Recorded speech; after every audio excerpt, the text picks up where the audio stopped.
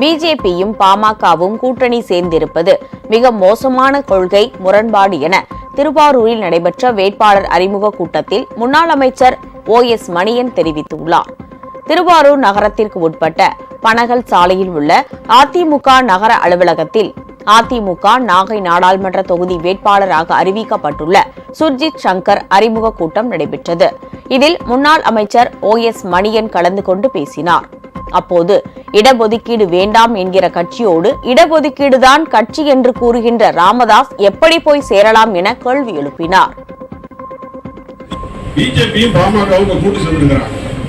பாமக போய் சேர்ந்த வரைக்கும் நம்ம குலதெய்வத்துக்கு நம்ம சாமிக்கு முன்ன அதே விஷயம், நிறைய விஷயம் இருக்குது.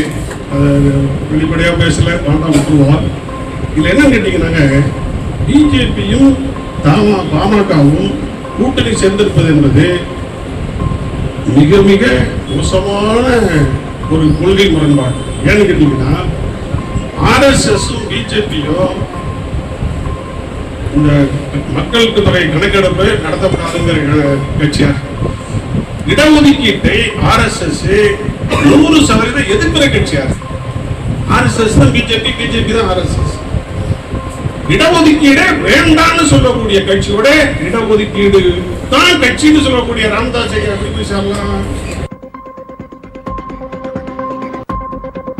உங்கள் ராஜ் நியூஸ் தொலைக்காட்சியில் திங்கள் முதல் வெள்ளி வரை தினந்தோறும் பிற்பகல் 2 மணிக்கு உங்கள் பகுதியில் உள்ள குறைகளை நேரலையில் தெரிவிக்கும் புகார் பெட்டி நிகழ்ச்சி. பங்கு பெறுங்கள், பயனடையுங்கள், காணத் தவறாதீர்கள்.